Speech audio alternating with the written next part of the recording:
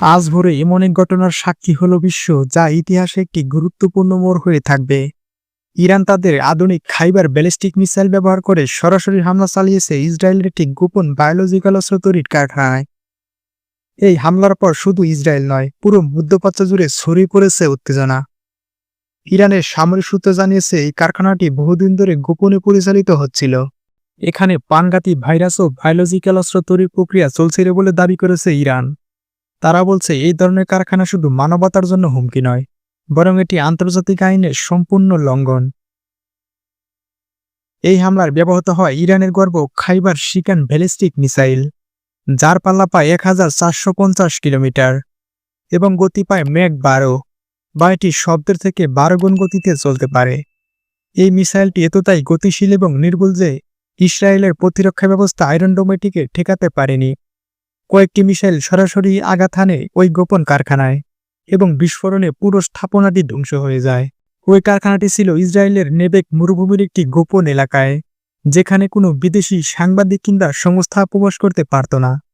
তবে স্যাটেলাইট চিত্র এবং গোয়েন্দা তথ্যের ভিত্তিতে ইরান আগে থেকেই ওই কারখানাটির অবস্থান শনাক্ত করতে পেরেছিল। ইরানের দাবি, ইসরায়েল এই ধরনের বায়োলজিক্যাল অস্ত্র গাজা, সিরিয়া এবং ইরান সীমান্তে ব্যবহারের পরিকল্পনা করছিল। তাই আত্মরক্ষার অংশ হিসেবে এই হামলা একান্ত প্রয়োজন হয়ে পড়ছিল। তেহরান জানিয়ে দিয়েছে, যেখানে মানবতা ধ্বংসের প্রস্তুতি চলবে সেখানে আমরা চুপ করে বসে থাকব না। ইসরায়েল অবশ্য পুরো বিষয়টি অস্বীকার করেছে।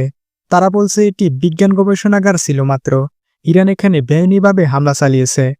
ইরানের অপারেশন ট্রু প্রমিস 3 এর ধারাবাহিকতা ইসরায়েলের বিভিন্ন অঞ্চলে 20তম হামলা হয়েছে আজ। ইসরায়েলের উপর সাম্প্রতিক হামলা ইরান খাইবার ক্ষেপণাস্ত্র ব্যবহার করছে বলে দাবি করেছে।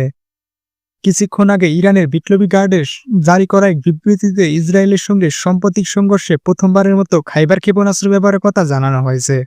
ইরানের খবরে বলা হয়, যুক্তরাষ্ট্র ইরানের ফর্দো, নাতানস এবং ইস্পাহানের 3টি পরমাণু স্থাপনায় হামলা চালানোর দাবি করার কয়েক ঘণ্টা পরেই এই অভিযানটি চালানো হয়।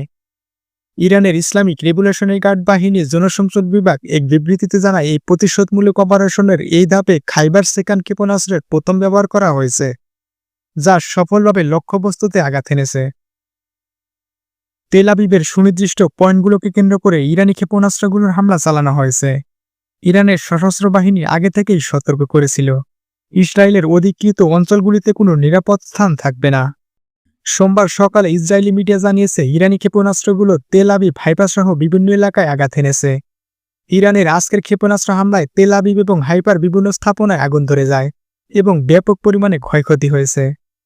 খাইবার ক্ষেপণাস্ত্রটি ইরানের ক্ষেপণাস্ত্র ভান্ডারের সর্বশেষ মাঝারি পাল্লার ব্যালিস্টিক ক্ষেপণাস্ত্রগুলোর মধ্যে একটি। আনুষ্ঠানিকভাবে খোররাম শাহর 4 নামে পরিচিত। এটি ইরানের খোররাম শাহর ক্ষেপণাস্ত্র সিরিজের 4th জেনারেশন।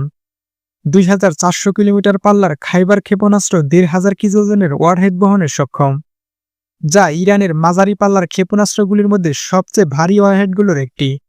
তরল জ্বালানিকৃত এই ক্ষেপণাস্ত্রটিকে উড়ান্ত অবস্থাতেই নিয়ন্ত্রণ করা যায়। এর পাশাপাশি বায়ুমণ্ডলের বাইরে ওয়ারহেডের গতিপথ সামঞ্জস্য করার সক্ষমতা রয়েছে এই ক্ষেপণাস্ত্রটির।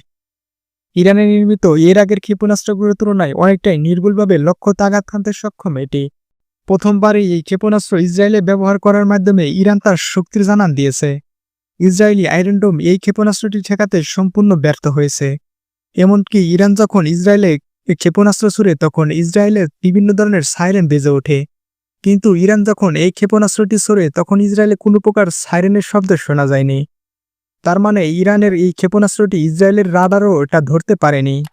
এটি একটি অশনি সংকেত। বন্ধুরা, ভিডিওটি কেমন লাগলো তা অবশ্যই জানাবেন এবং আমার চ্যানেলটি নতুন অবশ্যই কমেন্ট করে এবং সাবস্ক্রাইব করে আমাদের পাশেই থাকবেন। ধন্যবাদ।